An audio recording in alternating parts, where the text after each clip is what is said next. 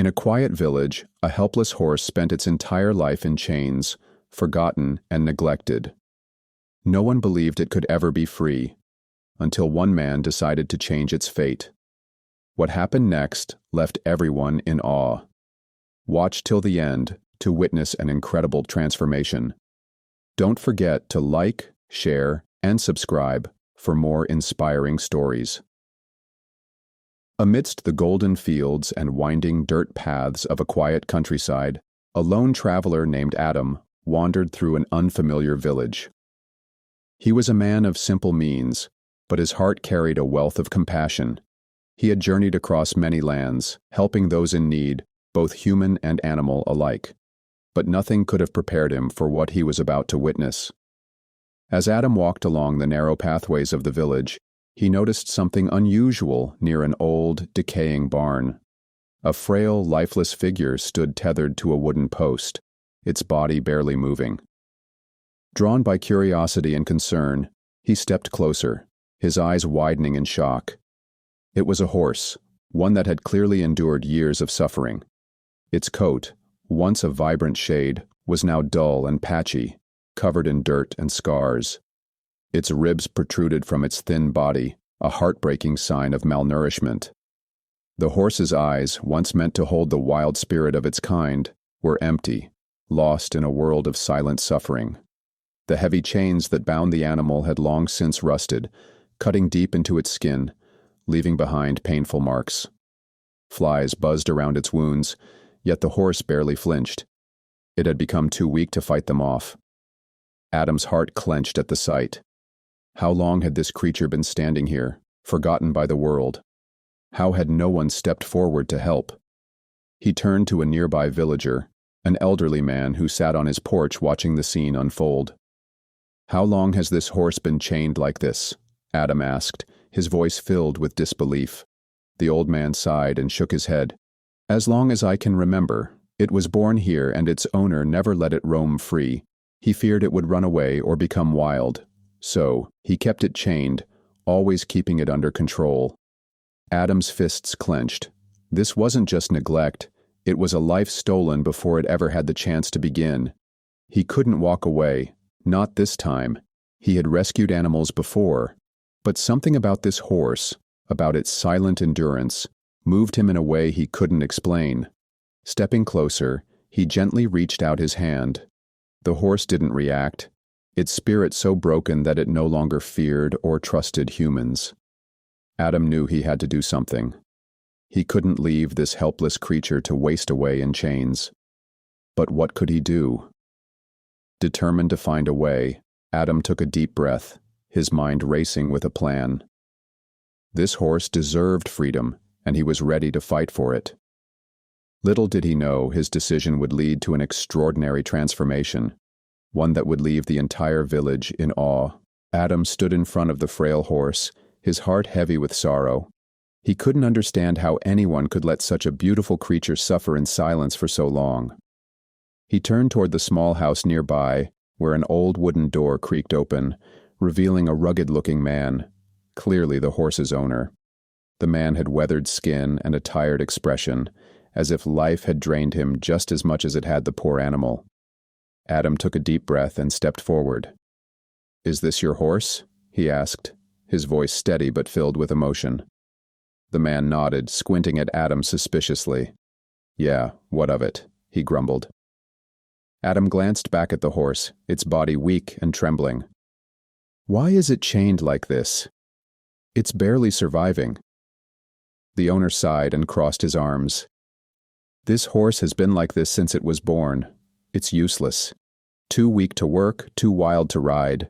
If I let it go, it'll die out there." Adam clenched his fists, struggling to contain his anger. "It's already dying," he said firmly. "But not because of the wild, because of these chains." The man scoffed. "Look, stranger, I don't have time for a lecture. I feed it enough to survive. If you care so much, why don't you buy it?" He smirked, thinking that no one in their right mind would waste money on a useless, broken animal. Adam saw his chance. "Fine, name your price." The owner raised an eyebrow, clearly surprised. He scratched his beard and thought for a moment. 50 silver coins. Adam's stomach tightened. That was far more than the horse was worth, more than he could afford. He reached into his bag, counting the coins he had left. 30. Not enough. He needed to negotiate. How about 30? Adam countered. The man let out a dry laugh. No deal. Either pay up or move along. Adam looked back at the horse, its dull eyes reflecting years of suffering. He knew he couldn't walk away. His hands tightened around his coin pouch. I have 30 now. I'll give you an extra 20 if you let me work for it. The owner's eyes narrowed. Work? I can fix your barn, repair your fences, whatever you need, Adam offered. Just let me have the horse. The man thought for a moment, then shrugged. Fine, you work for 3 days, and the horse is yours. Adam agreed without hesitation. The next 3 days were grueling. He mended broken fences, carried heavy sacks of grain, and even patched up the leaky roof of the man's small barn. His muscles ached, but every time he looked at the chained horse, he reminded himself why he was doing this. Finally, after 3 long days, the owner handed him the rope. She's yours now. Don't say I didn't warn you, he muttered before walking away. Adam turned to the horse and gently touched its muzzle. You're free now, he whispered. Let's go. But the horse didn't move. It stood still, as if it didn't understand what was happening. Adam frowned and tugged the rope lightly, encouraging it forward, but the animal remained frozen in place. Years of captivity had robbed it of the very instinct to move. Adam's heart sank. He had expected the horse to run, to rejoice, but instead, it stood there, lost. The realization hit him hard. This horse didn't know how to be free. Determined, Adam loosened the ropes further and gently coaxed the horse. Come on, girl. 1 step at a time. The horse hesitated, then shakily lifted a hoof. The movement was weak, unsteady, as if even the act of walking had become a foreign concept. The first step was followed by another, and another, but with each one, the horse staggered, nearly collapsing from exhaustion. Adam immediately supported it, stroking its neck reassuringly. Easy. I've got you. The journey home was slow. Adam walked beside the horse, guiding it carefully. It took breaks every few minutes, its legs trembling from years of neglect. But Adam never rushed it. He knew healing would take time. When they finally reached his small camp by the river, he untied the last rope and let the horse stand freely for the first time. It didn't run. It didn't move much at all, but for the first time in its life, it wasn't bound by chains. As Adam sat by the fire that night, watching the horse rest, he made a silent promise. I will teach you how to be free again. What neither of them knew was that this was just the beginning of an extraordinary journey, one that would inspire everyone who witnessed it. As the sun rose over the quiet valley, Adam stood outside his small shelter, watching the horse as it lay on a patch of soft grass. He had named her Noor, meaning light, because he believed that even in the darkest moments, there was always a chance for hope. Noor had spent her entire life in captivity, and the scars, both physical and emotional, ran deep. Even though the chains were gone, the fear still lingered in her eyes. She flinched at sudden movements and hesitated before taking a step, as if she expected pain to follow. Adam knew this journey would take time. On the first morning after her rescue, Adam approached Noor slowly, carrying a bucket of fresh water. He crouched a few feet away and placed it on the ground, waiting. The horse sniffed the air but didn't move. Her distrust was strong, and Adam didn't blame her. He spoke softly. It's okay, girl. You're safe now. She watched him with weary eyes, her ears flicking uncertainly. Adam didn't force her. Instead, he backed away and let her decide. A few moments later, Noor hesitantly stepped forward and took a sip. It was a small victory, but to Adam, it meant everything. Over the next few days, Adam focused on Noor's physical recovery. He started by offering her small meals throughout the day, fresh hay, apples, and grains. At first, she ate cautiously, unsure if the food was truly hers. But with each passing day, her appetite grew. Her ribs, once visible beneath her dull coat, slowly began to fade as her body regained strength. Walking was the next challenge. Noor's legs were weak from years of standing in chains. At first, she struggled to take even a few steps without stumbling. Adam walked beside her, guiding her gently. He never rushed her, never forced her beyond her limit. Each day, they walked a little farther, first to the edge of the field, then to the riverbank where she could feel the cool water on her hooves. Sometimes Noor would stop and refuse to move.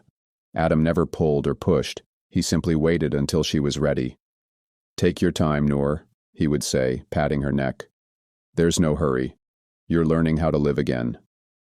And she was. While Noor's body grew stronger, her heart still carried fear. She had never known kindness before, and every touch made her tense. Adam understood. He spent hours simply sitting near her, letting her see that he meant no harm.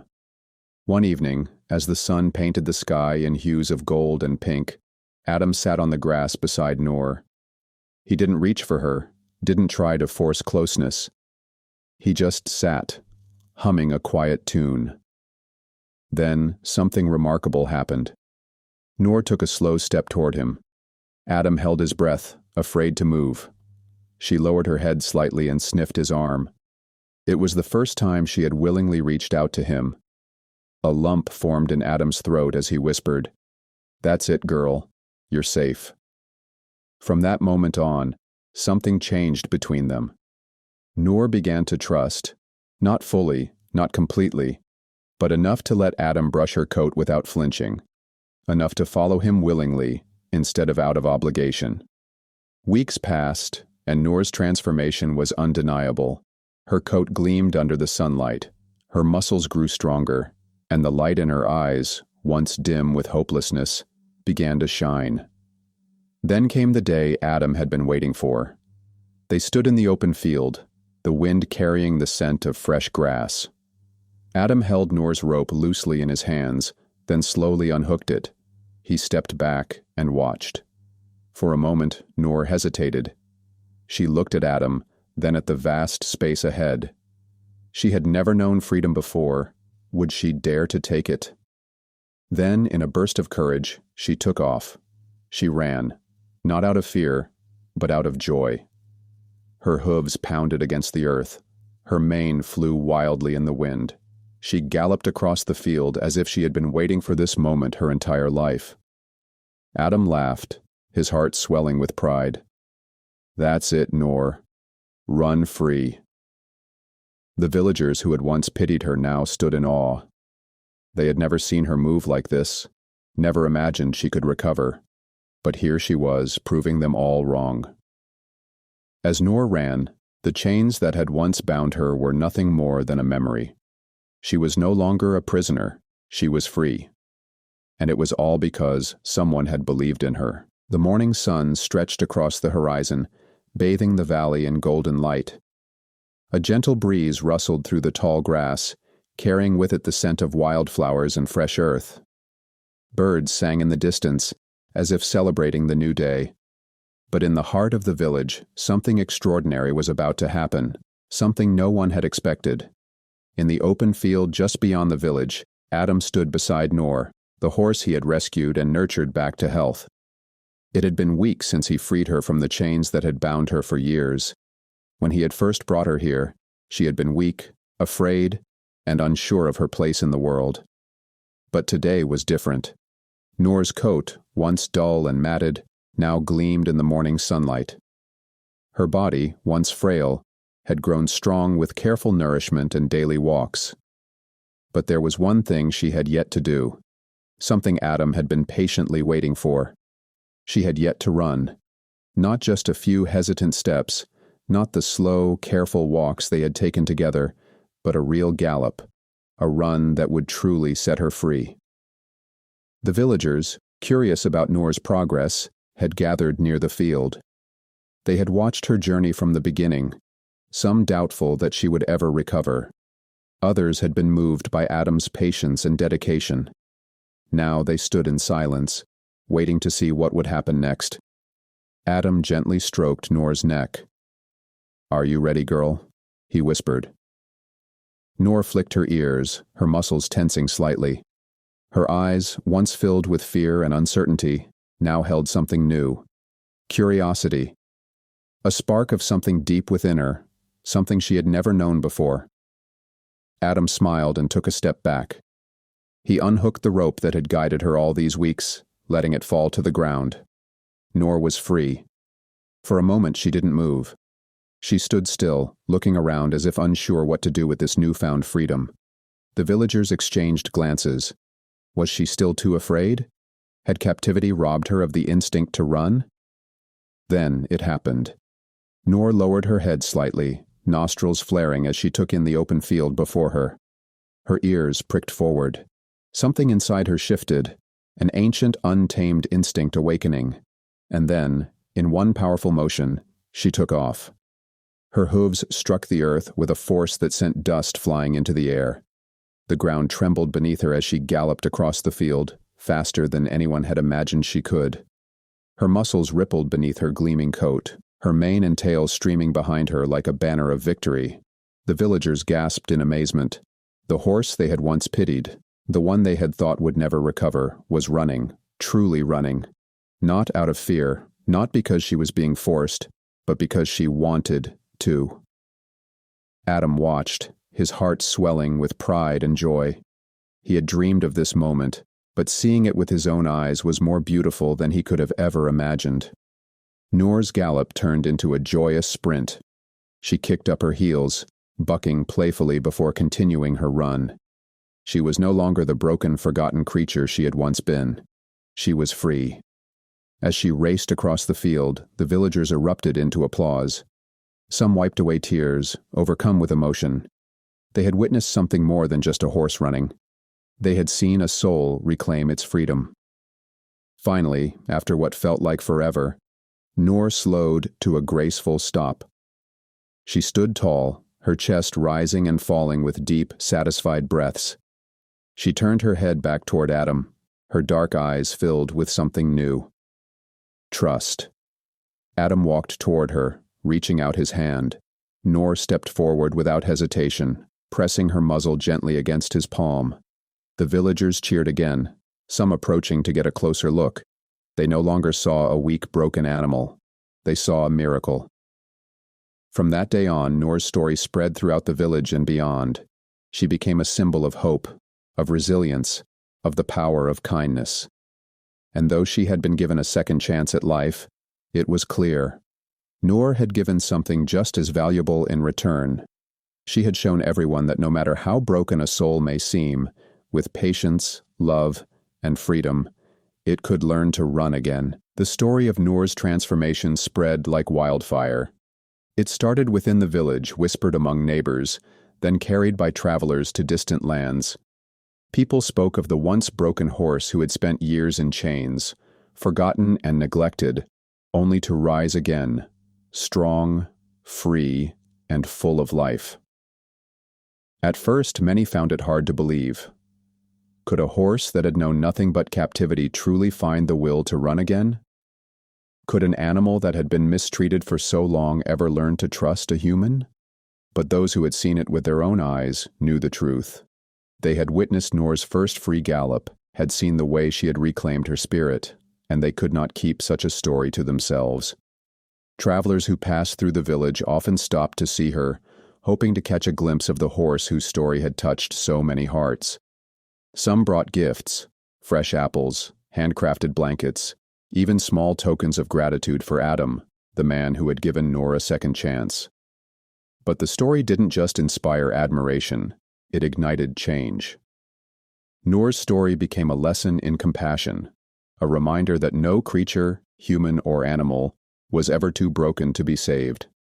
Villagers who had once ignored suffering now looked at the world differently. They began to care more for the animals in their own homes, treating their horses, cattle, and even stray dogs with greater kindness. One day, a young boy approached Adam, his eyes filled with curiosity. "Is it true?" he asked. "Did Noor really come back to life?" Adam smiled, looking over at Noor, who stood in the distance, grazing peacefully in the sunlight. "She was never gone," he said gently. "She was just waiting for someone to believe in her." The boy thought for a moment, then nodded. The next morning, he was seen feeding a stray puppy near his home. It was small changes like this that made Adam realize Noor's story had done something far greater than he had ever imagined. It wasn't just about one horse's journey to freedom. It was about the power of love, patience, and second chances. As time passed, Noor's story traveled beyond the village, reaching the ears of kind-hearted strangers in distant places. Some were inspired to rescue mistreated animals of their own. Others were moved to help those in need, offering kindness where they had once turned a blind eye.